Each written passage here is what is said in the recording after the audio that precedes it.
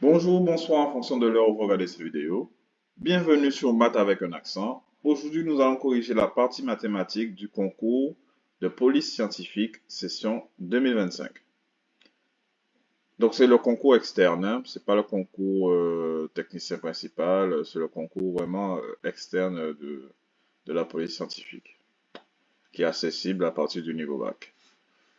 Donc, on nous demande en première question la dérivée de la fonction f de x qui est égale à 2x carré plus 4x moins 7 sur 5x carré moins 3x plus 2 sur l'ensemble R. Donc, nous nous demande directement la réponse, mais bon, au brouillon, forcément, vous allez gratter un peu. Donc, ce qu'on a ici, c'est une fonction quotiente, donc 2x carré plus 4x moins 7 au numérateur sur 5x carré moins 3x plus 2. Alors, les parenthèses ici sont pas obligatoires. Donc, on voit que f est de la forme u sur v.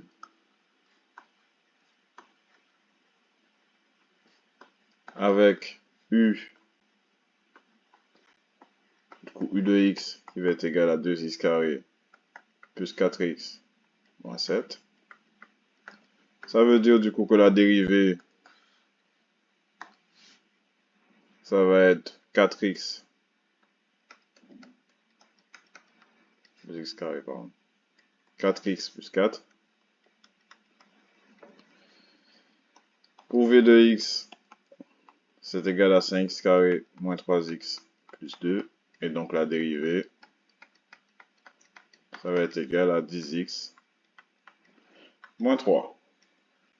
Or, on sait que la dérivée d'une fonction quotiente de la forme u sur v, ça va être u'v moins v'u sur v carré. Par conséquent, f' de x, ça va être égal à u', c'est-à-dire 4x plus 4, multiplié par v, c'est-à-dire 5x carré moins 3x plus 2, moins v', c'est-à-dire 10x moins 3, multiplié par u, c'est-à-dire 2x carré plus 4x moins 7. Le tout divisé par v au carré, c'est-à-dire 5x carré moins 3x plus 2 au carré. Ok, déjà quand on voit les propositions, on ne peut pas encore éliminer, hein. Bon, on continue notre développement. Donc, on va développer tout le numérateur, hein. Ça va nous faire du coup 4x fois 5, donc ça fait 4x fois 5x au cube, ça fait 20x puissance 4, moins 12x carré,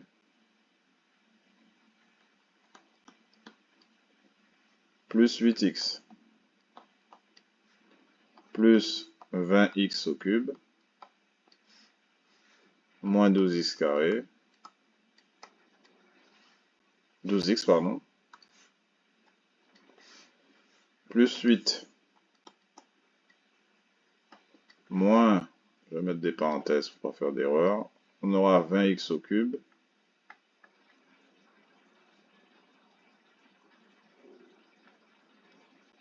pourquoi j'ai mis au cube? C'était des carrés, hein. Faut faire très attention dans le développement. Donc ici j'avais 20x au cube. Je ne suis pas trompé. Après, du coup, c'est 20x carré, pas 20x au cube ici. Ok. Donc là, ici, on aura moins 20x au cube. Plus 40x carré.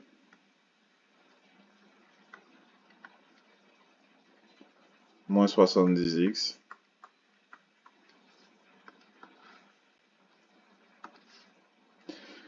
Moins 6x carré.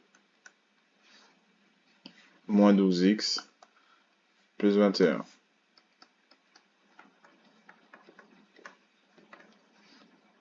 Et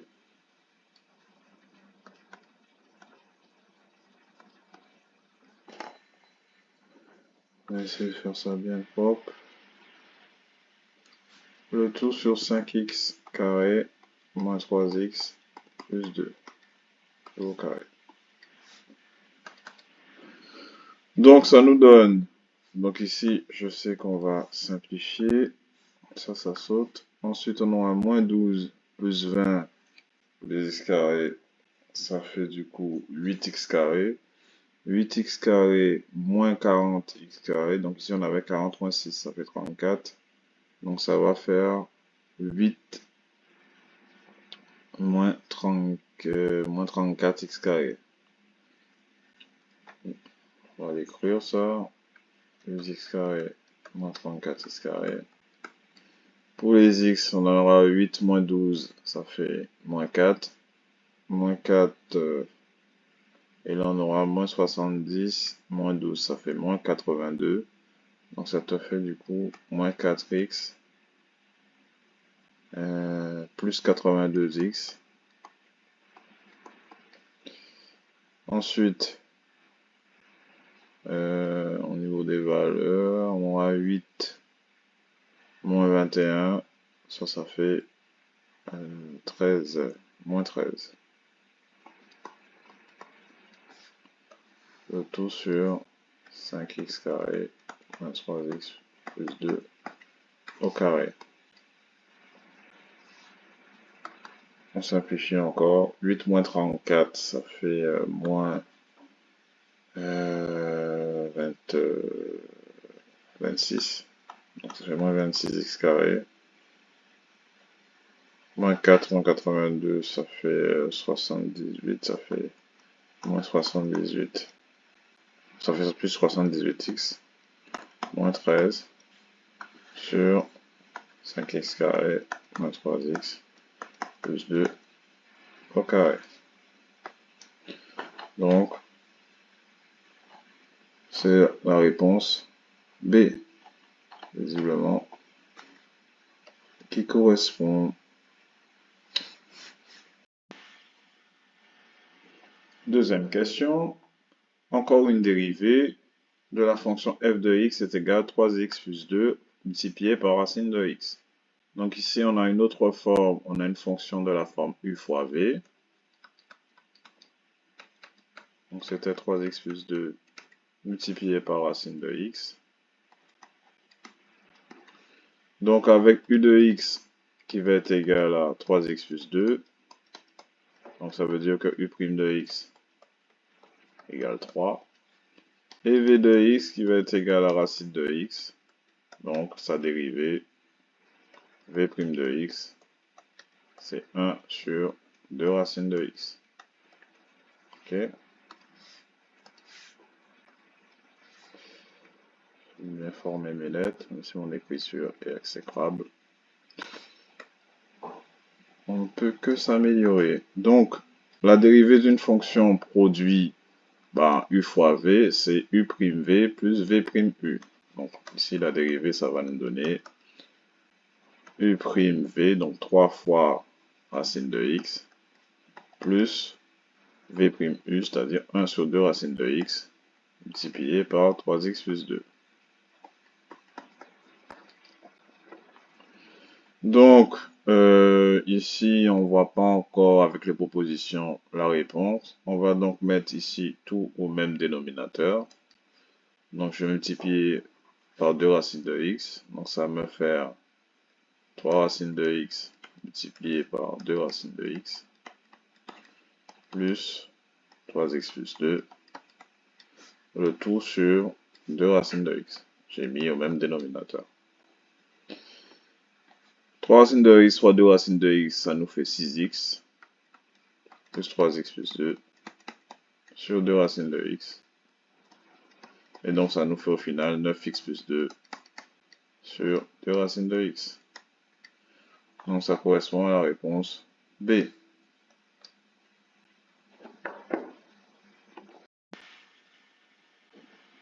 Troisième question. Donc on a une primitive de la fonction f définie par f de x égale ln de x au cube sur l'ensemble R. Et on nous donne 4 propositions.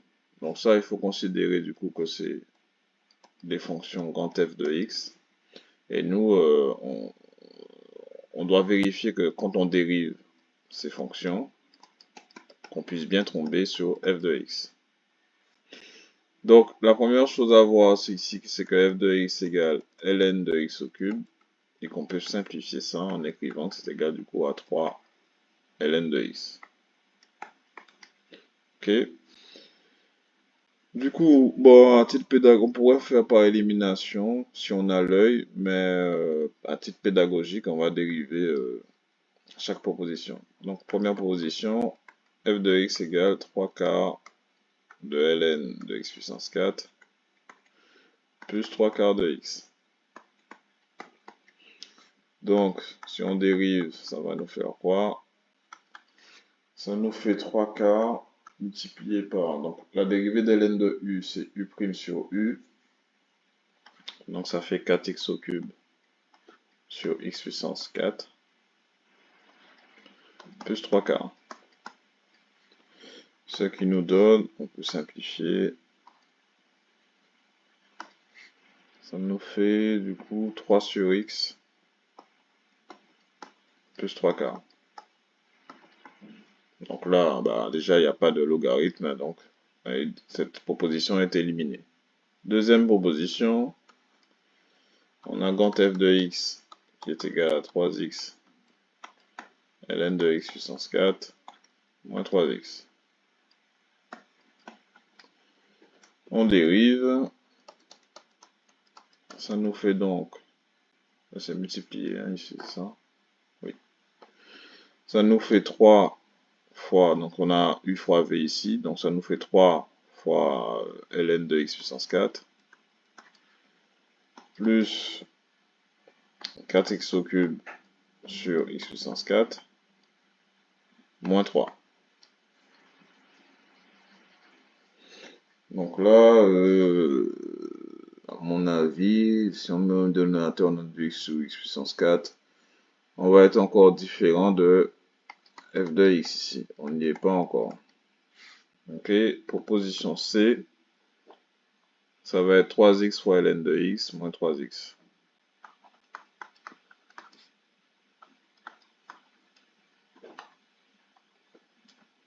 x fois ln de x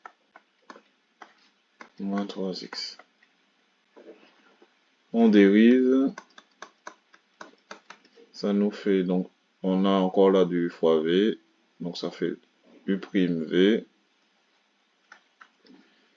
plus v', donc c'est 1 sur x, fois u, 3x, moins 3. Donc là, ça se simplifie. On aura donc 3 moins 3.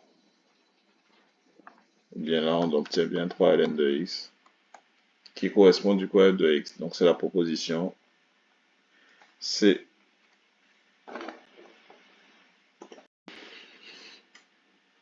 Question numéro 4, donc encore une primitive. On nous demande la primitive de la fonction f de x égale x sur x carré plus 1. Donc encore 4 propositions. Alors, je ne vais pas faire comme la question précédente, puisqu'ici, on peut trouver directement la primitive. Il faut avoir en tête toujours les dérivés. On sait que ln de u, la dérivée de ln de u, c'est u' sur u. Donc la primitive, logiquement, de u' sur u doit être égale à ln de u, logiquement. Alors ici, on n'a pas exactement u' sur u. On a ici f de x qui est égal à x sur x carré plus 1. Mais on remarque que si on dérive x carré plus 1, ça nous donne 2x. Si x carré plus 1, c'était u, et la dérivée, ça serait 2x, on devrait avoir logiquement 2x sur x carré plus 1. Mais on n'a pas 2x.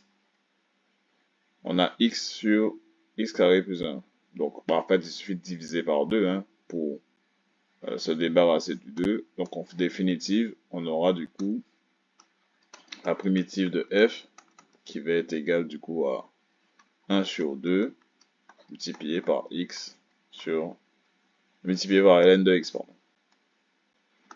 ln de x carré plus 1. tout simplement. Et donc, forcément, bah, c'est la proposition A. On continue. Question numéro 5. Donc, on a une fonction f de x est égale à 1 sur exponentielle de x sur l'ensemble R. Donc là, on a trois propositions. F est croissante, F est décroissante, F change de variation. Donc, si f de x égale 1 sur exponentielle de x, c'est égal du coup à exponentielle de moins x, si on utilise cette propriété de la fonction exponentielle. Donc, quand on dérive pour pouvoir connaître le sens de variation, donc f' de x va être égal à quoi? Bah, à moins exponentielle de moins x. Et moins exponentielle de moins x, c'est négatif pour tout x appartenant à R. Par conséquent, bah, f est décroissante. Ok, donc c'est la réponse B. On continue. Question numéro 6. Développer A égale 4 tiers de x moins 2x, le tout au carré. Donc, bah, soit on utilise l'entité remarquable, mais je pense que ça va être plus long. Soit ben, on simplifie ce qui est entre parenthèses et puis on met au carré. C'est ce que je vais faire. Personnellement, ça me paraît plus simple. Donc, on a 4 tiers de x moins 2x, le tout au carré. On peut l'écrire comme ça, c'est même plus simple. Donc, ça nous fait quoi? Donc, je mets au même dénominateur, ça fait du coup du 4 tiers de x moins 6 tiers de x.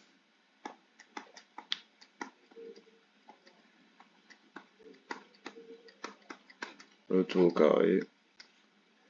4 tiers moins 6 tiers, ça fait moins 2 tiers, donc ça fait moins 2 tiers de x, le tout au carré. Donc ça fait moins 2 tiers de x, donc ça va faire 4 neuvièmes de x carré. Donc là, il n'y avait pas de proposition, c'était une question à réponse courte. On continue. Question 7. Donc soit Vn une suite définie par Vn égale 6n carré moins 1 sur 2n plus 3, quelle est la limite de cette suite en plus infini? Donc on constate que si on regarde le numérateur en plus infini, ça va faire plus infini. Et au dénominateur, pareil. Donc on aura l'infini sur l'infini. Forme indéterminée.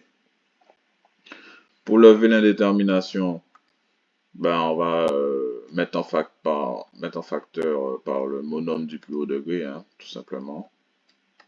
Donc on dira limite de Vn, ça va être égal à la limite de n carré facteur de 6 moins 1 sur n carré sur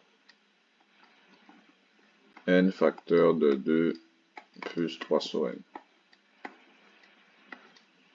Ok? Donc là, je ne précise pas quand n tend vers plus infini, puisque ici, on a une suite numérique. Forcément, on va s'intéresser quand n tend vers plus infini. Il n'est pas obligatoire de le préciser ici. Donc, au final, ça fait quoi? Ça fait limite de 6 moins 1 sur n au carré fois n. J'ai oublié le n. Donc, c'est n facteur de 6 moins 1 sur n au carré sur 2 plus 3 sur n. Donc on sait que limite de 1 sur n carré va être égale à la limite de 3 sur n, et qui va être égale à 0. Donc ça va tendre vers 0. Ça va tendre vers 0. Donc on aura 6 sur 2. Donc ça va correspondre à la limite de 3n. Donc en fait, limite de Vn va être égale à plus infini.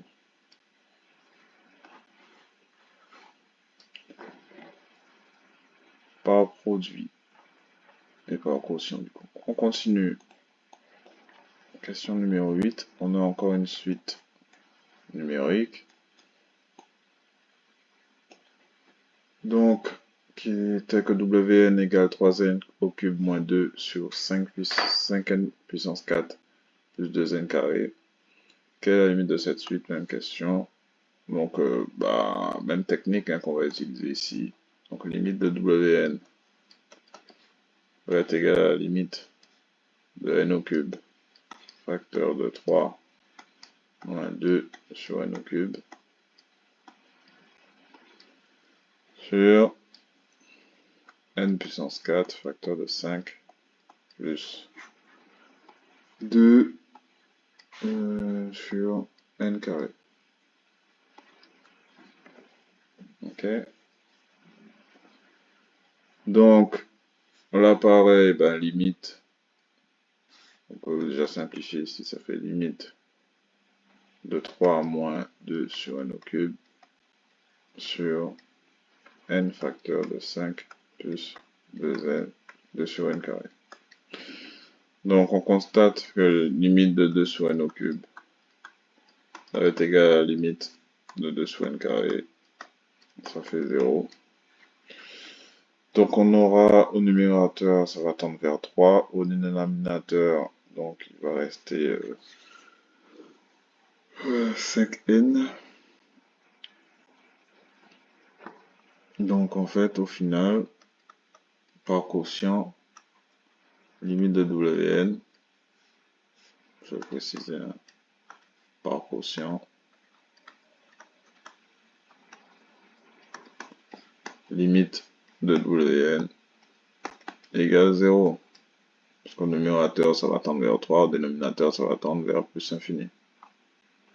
Ok, j'aurais dû le préciser ici aussi, par quotient, parce qu'ici, le numérateur tendait vers plus infini et le dénominateur tendait vers 2. Question suivante. Question numéro 9.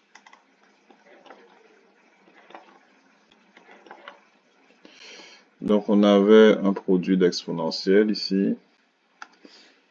B égale exponentielle de 3x au cube multiplié par exponentielle de moins 7x, le tout au carré.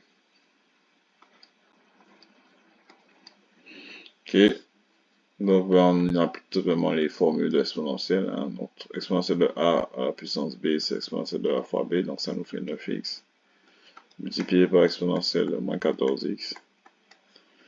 Ça fait donc exponentielle de 9x moins 14x. Et donc ça fait exponentielle de moins 5x. On continue. C'est la dernière question du QCM QRC de ce concours. On devait simplifier cette expression. Donc comme la calculatrice autorisée, bon, on pouvait utiliser aussi la calculatrice directement. Mais pour trouver le bon résultat, mais ici, il faut développer. Ok. On n'est pas obligé de mettre des parenthèses ici. Donc moins ln de 9 sur 2 ln de racine de 3. On va simplifier. Je vais me débarrasser du 9, enfin me débarrasser, le transformer. Donc ln de 9 c'est ln de 3 au carré, donc ça fait 4 ln de 3 moins ln de 3 au carré sur 2 ln de racine de 3. ln de racine de 3, donc racine de 3 c'est 3 puissance 1 demi, ça il faut le savoir. Je vais déjà transformer ça comme ça. Donc qu'est-ce que ça veut dire? Donc on peut écrire que c'est égal à 4 ln de 3 moins 2 ln de 3 sur 2 multiplié par 1 demi de ln de 3. Je simplifie, 4 ln de 3 moins 2 ln de 3, ça fait 2 ln de 3. Ici, je simplifie, il restera ln de 3. Donc au final, ça me fait 2.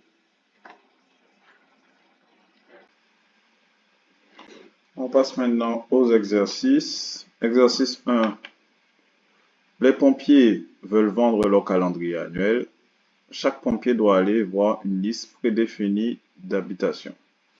Première partie, lors de leur premier passage, la probabilité que la personne soit absente est de 0,3. Si la personne est présente, la probabilité qu'elle achète le calendrier est de 0,7. Donc, personne absente, 0,3.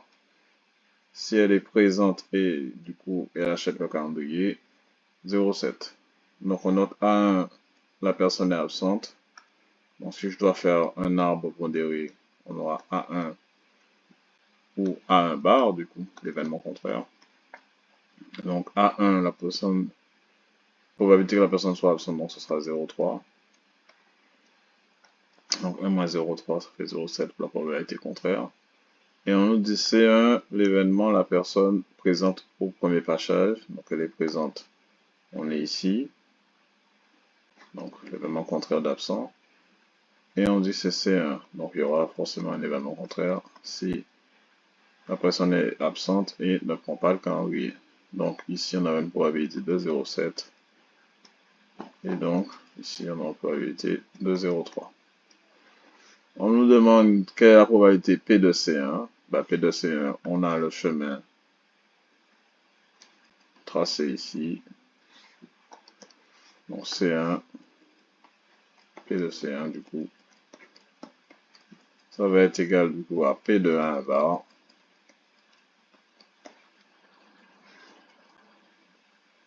Multiplié par P de C1, sachant 1 bar.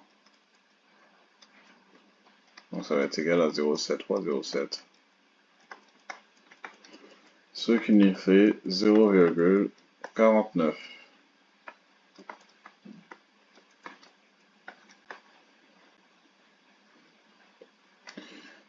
Question numéro 2, enfin deuxième partie. Si une personne est absente lors du premier passage, le pompier repassera une seconde et dernière fois. Si elle est absente, il y a encore un autre passage du pompier, une seconde et dernière fois. Lors du second passage, la probabilité que la personne soit absente est de 0,4. Si la personne est présente, elle achète le calendrier, probabilité de 0,6. Donc si je continue l'arbre, on nous donne les éléments ici. A2, la personne est absente au second passage. C2, elle achète le calendrier au second passage.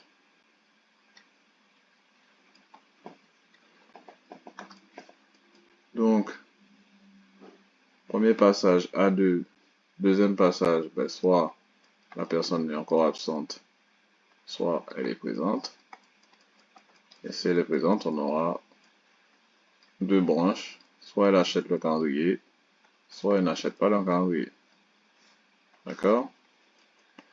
Je traduis avec l'arbre pondéré l'énoncé de la deuxième partie. D'accord? Donc, premier passage, absent, 0,3. Deuxième passage, probabilité qu'elle soit absente, c'est 0,4. Donc, si elle est présente, c'est 0,6. Et elle est présente, elle achète le calendrier avec une probabilité de 0,6. Donc, si elle n'achète pas, 0,4. Ok. Mon arbre est complet. Calculer P de C2. On nous donne ici que C, l'événement, achète un calendrier. Donc, question 2 de la deuxième partie. P de C2, d'après l'arbre, ça va être égal à quoi? P de A1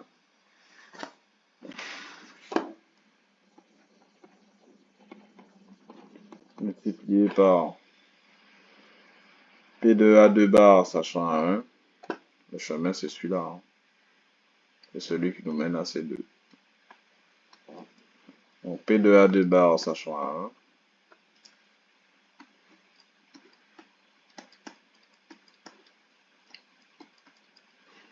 multiplié par P de C2, sachant A2 bar.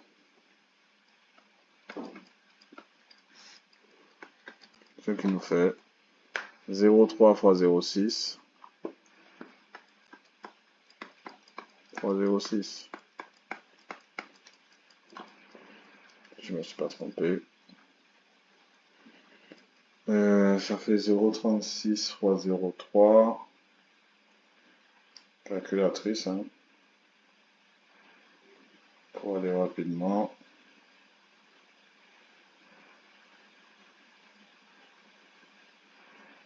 Ça nous fait 0,108.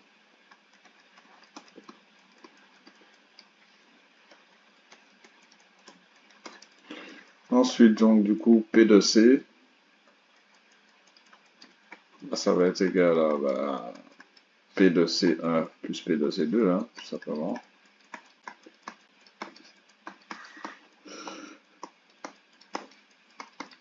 Donc, ça fait 0,49 plus 0,108.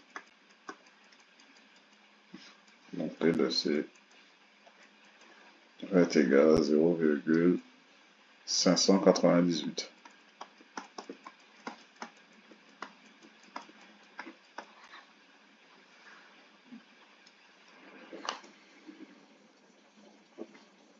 Question numéro 3. On sait qu'une personne a acheté un calendrier. Quelle est la probabilité que cela soit arrivé lors du premier passage? Donc là, on va chercher quoi? C'est la probabilité que, que la personne achète un calendrier au premier passage. Donc c'est P de C1, sachant que la personne a acheté un calendrier. P de C1, sachant C. Donc on cherche ici P de C1, sachant C. C'est-à-dire P de C1 inter C, si on reprend la formule de probabilité conditionnelle sur P de C. Autrement dit, P de C1 inter C, c'est-à-dire la probabilité qu'il achète le calendrier au premier passage et que c'est un calendrier, bon en fait ça correspond à P de C1 sur P de C. Donc ça nous fait 0,49 sur 0,598.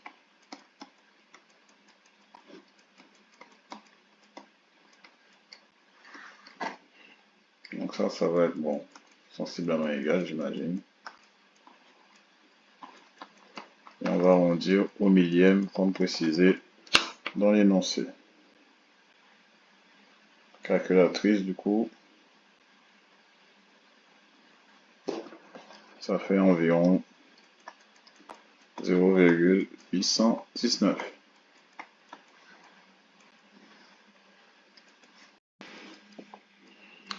Exercice numéro 2, donc c'est sur les suites numériques. Donc on a une suite UN qui est égale à 2n plus 3 sur 7 sur l'ensemble des entiers naturels.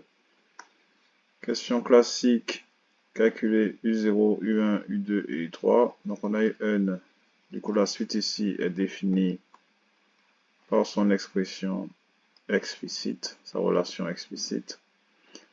Donc, on nous demande de calculer U0, U1, U2 et U3. Donc, U0, on remplace n par 0, ça fait 2 fois 0 plus 3 sur 7.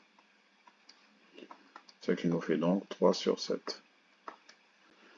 U1, on remplace n par 1, ça nous fait 2 fois 1 plus 3 sur 7. Ça va nous faire 5 sur 7. Ensuite, U2, ça va être égal à 2 fois 2 plus 3 sur 7. Ça fait 7 sur 7, ça nous fait 1. Et U3, ça va être égal à 2 fois 3 plus 3 sur 7. 2 fois 3, 6, ça fait plus 3, 9, ça fait 9 sur 7. Donc on voit d'emblée déjà que la suite augmente de 2 septièmes en 2 septièmes. Définir la nature de la suite ainsi que ses paramètres. Donc, pour définir la nature de la suite, c'est-à-dire dire si elle est géométrique ou arithmétique. Bon, moi, là, d'emblée, je vois qu'elle est arithmétique. On peut le justifier en faisant un plus 1 moins un. Donc, ça va nous faire 2 facteurs de n plus 1. Je remplace n plus 1, n par n plus 1, tout simplement, pour trouver un plus 1, moins 2n plus 3 sur 7. Donc, ce qui nous donne 2n plus 2 plus 3 moins 2n moins 3, le tout sur 7.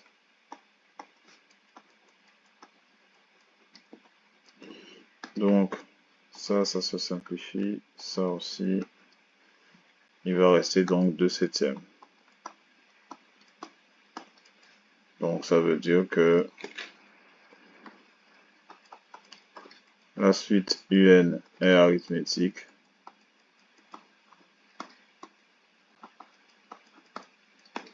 De raison 2 septièmes. Et le premier terme,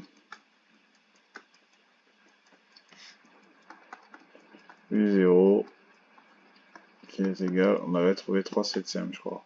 Et c'est ça. Là, on a défini la suite et ses paramètres. Déterminer la relation entre UN plus 1 et UN, donc on l'a déjà plus ou moins dit, et déterminer la relation entre UN et 0. Donc c'est la relation de récurrence et la relation explicite. En tout cas avec U0. Donc on aura du coup UN plus 1 qui va être égal à UN plus 2 septièmes, conformément au fait que ça soit une suite arithmétique. Et UN qui va être égal à U0 plus 2 septièmes de N. C'est-à-dire que UN va être égal à 2 septièmes de N plus 3 septièmes. Bon, enfin, ça revient à 2N plus 3 sur 7 qu'on avait au départ, hein, tout simplement.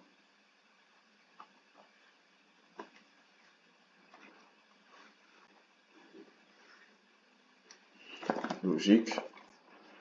Quelle est la limite de la suite à l'infini? Donc, limite de UN. Enfin, limite de 2 septièmes de N. Quand N tend vers plus infini, ça fait plus infini. Donc, par somme, limite de UN va être égale à plus infini. Tout simplement. Et enfin, question numéro 5. La suite UN est-elle convergente ou divergente? Donc, on a trouvé une limite infinie. Donc, limite de UN égale plus infini. Donc, ça veut dire que UN n'est pas convergente. Et une suite que n'est pas convergente est divergente, hein, tout simplement. Donc, UN est divergente. Tout simplement. Et enfin, dernier exercice sur là, du coup, les fonctions. Donc, on a une fonction g de x définie sur 0 plus infini par 1 plus ln de x sur x carré. Première question nous demande de déterminer les limites. Donc, je reprends la fonction. Donc, si g de x, c'est 1 plus ln de x sur x carré. Donc, il faut qu'on détermine les limites sur l'intervalle, c'est-à-dire aux bornes de l'intervalle, en 0 et en plus infini. Alors, on va commencer par quoi? Je sais pas, si on fait par 0, on va regarder au numérateur ce que ça a donné. Ça va tendre vers moins l'infini logiquement, et en 0, ouais. Ok, ça, il n'y a pas de forme indéterminée. Donc, limite de 1 plus ln de x. On va commencer par ln de x pour être plus pédagogue. Quand x tend vers 0, on sait que ça fait moins l'infini. Donc ça veut dire que limite de 1 plus ln de x, quand x tend vers moins l'infini, ça fait moins l'infini. Ensuite, limite de x carré quand x tend vers 0, ça fait 0. Donc, par quotient, limite de g de x quand x tend vers 0, ça nous fait moins l'infini. Okay. Ensuite, on va faire la limite en plus infini. Donc au numérateur, ça va faire plus infini. Au dénominateur, ça va faire plus infini. Donc on fera une forme indéterminée, sans devoir le voir directement. Donc il faut qu'on essaie... Ah ben si je décompose le quotient, si j'écris g de x égale 1 sur x carré plus ln de x sur x carré, j'aurais qu'à calculer la limite de ça. Ça, on sait que ça va faire 0 en plus infini. Et ça, on peut utiliser le théorème des croissances comparées.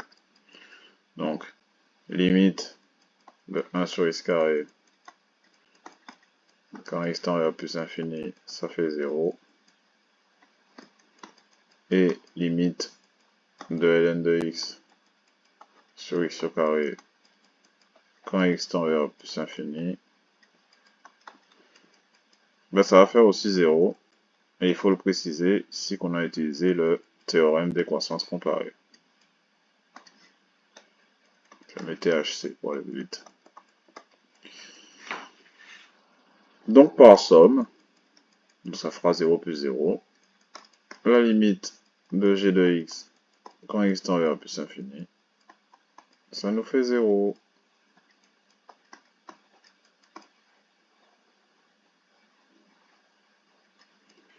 Voilà. Question suivante.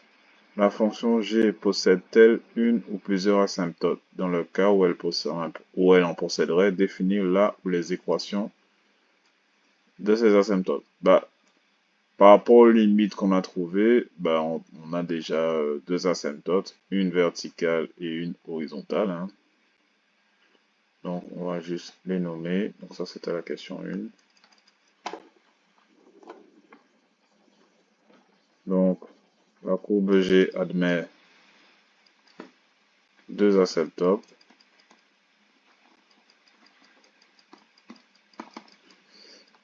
Une asymptote verticale d'équation x égale 0. Donc, en fait, c'est l'axe des ordonnées. Hein.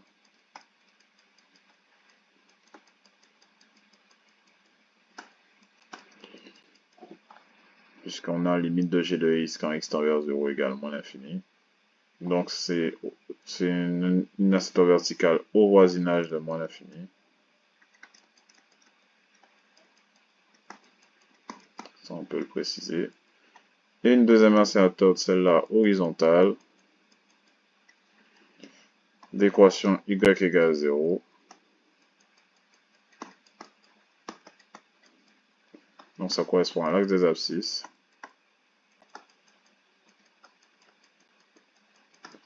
Et là, on sera au voisinage de plus infini.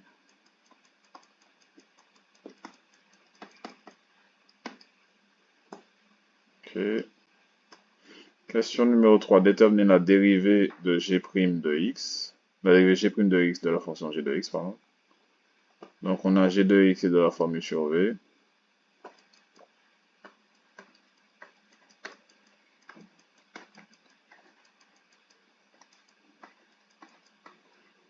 Donc, avec u de x qui est égal à 1 plus ln de x.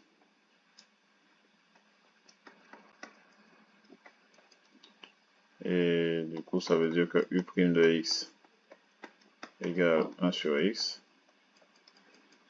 Et on aura v de x qui est égal à x au carré, je crois, c'est ça? Oui, x au carré. Donc ça veut dire que v' de x égale 2x. Alors, g' de x, ça va être égal à u'v, donc 1 sur x fois x au carré, moins v'u, donc moins 2x, fois 1 plus ln de x, le tout sur v au carré, c'est-à-dire x carré au carré. Donc il y a des simplifications ici. Au numérateur, ça va nous faire x moins 2x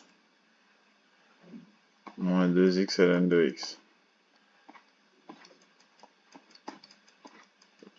sur x puissance 4. Donc ça va nous faire moins x. Je peux mettre x en facteur. X facteur de, donc ça fait moins x, ça fait moins 1, moins 2 ln de x sur x puissance 4. Et donc ça fait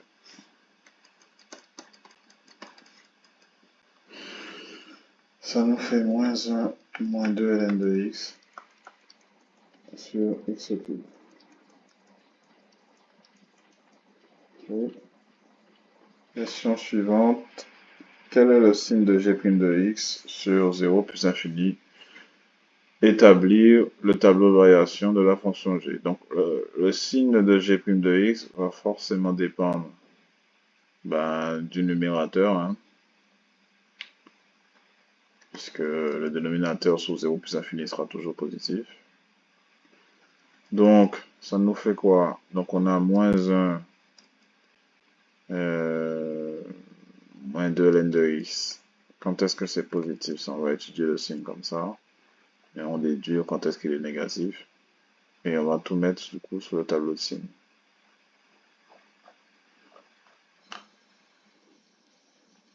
Donc ça c'est positif. Ça signifie quoi? Que moins 2 ln de x sera plus grand que 1.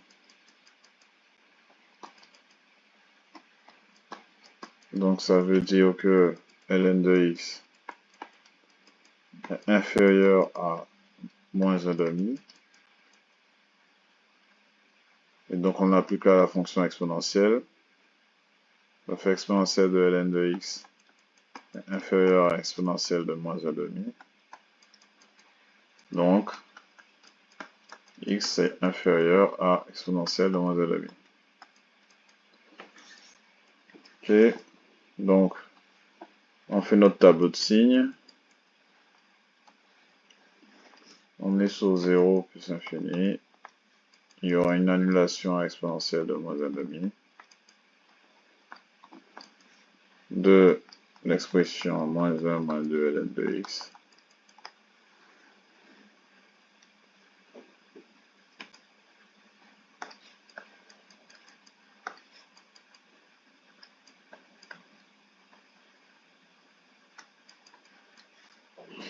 Donc, si x est inférieur à moins exponentielle de moins 1,5, on a vu que c'était positif. Donc, on a ça, ça. X au cube, ça sera tout le temps positif, hein. Donc, du coup, la dérivée, comme on a précisé tout à l'heure.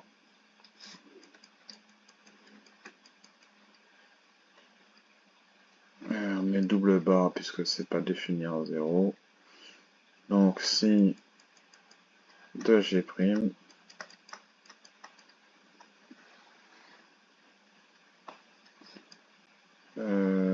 ça va s'annuler ici.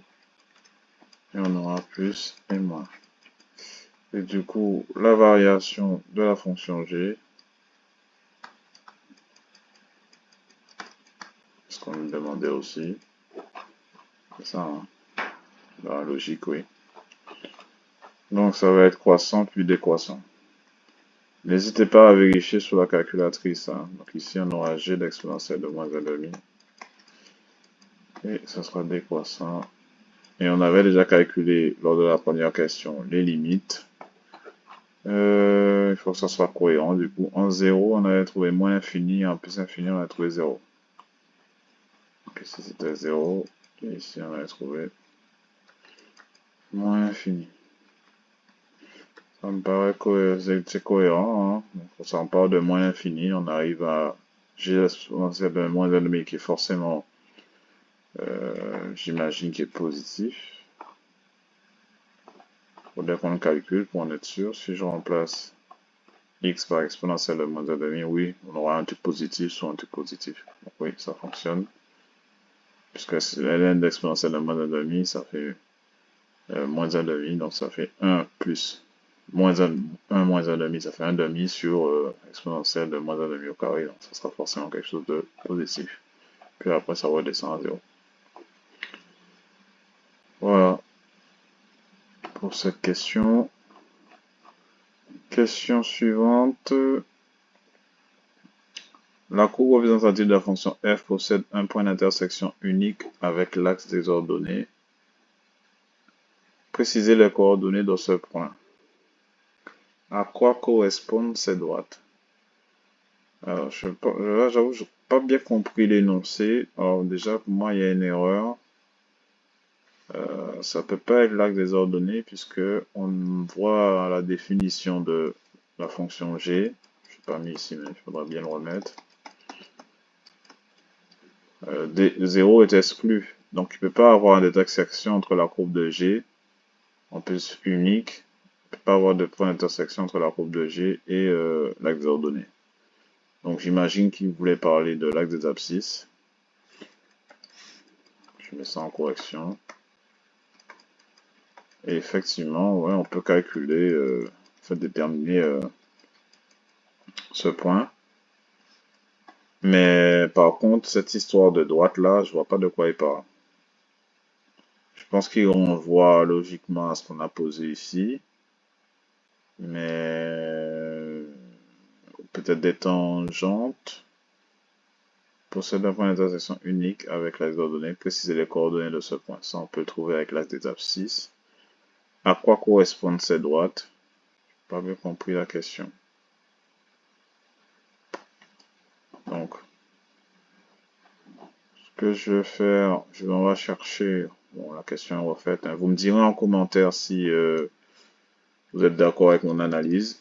Mais cette question, il y a un problème dans l'énoncé. Donc, je dirais qu'ici qu'on cherche g de x, du moins, on cherche un point tel que g de x égale 0 en fait.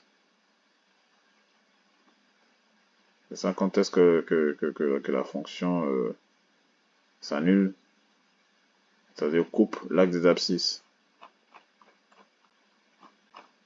Donc on va chercher x tel que g de x égale 0. Soit, donc g de x était 1 plus ln de x sur x carré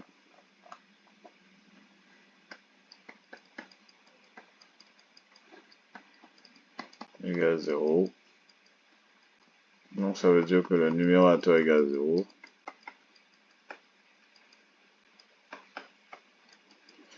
Ça veut dire que ln de x égale moins 1. Et donc x égale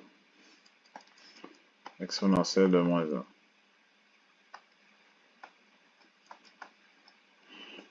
En conséquent, le point d'intersection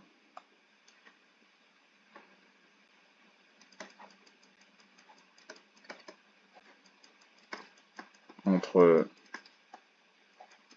CG et l'axe des abscisses